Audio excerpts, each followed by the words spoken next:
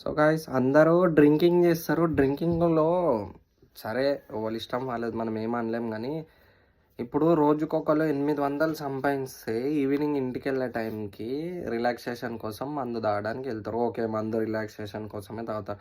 కానీ మీరు చేసేది 800 అయితే రోజుకు, అందులో 400 తాగడానికే పోతది. ఇంకా మీకేం మిగులుతది ఈ రోజులలో? ఇంటి రెంట్ కట్టాలి, ఇల్లు గడవాలి, అవన్నీ చేయాలంటే ఎక్కడి నుంచి కుదురుతదో ఒకసారి మీరు గూడా ఆలోచించండి. మనం తాగిన సగం డబ్బులు దానికే ఎళ్ళిపోతాయి. ఓకే. తాగినం హెల్త్‌కి మంచిదా అంటే అది మంచిదో కాదో మీకే తెలుసు.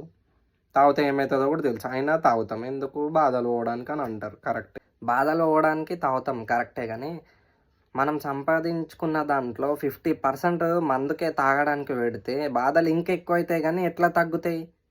అంతే. మన దగ్గర ఏదైనా అవసరం ఉందనుకోండి డబ్బులుండవు. కానీ అదే తాగడానికి మాత్రం డబ్బులొస్తాయి. కానీ వేరే దగ్గర మాత్రం కూరగాయలు కొనడానికెళ్తాం. ప్రతి దగ్గర బేరం ఆడతాం. అంతా చేస్తాం. రూ. 10 మిగిలినా సాలనుకుంటాం గానీ, తాగడానికొచ్చేసరికి 10 కాదు రూ. 1000 తీసి ఆడ పడేస్తారు అట్లా. ఏమొస్తదబ్బా! హెల్త్ పాడు.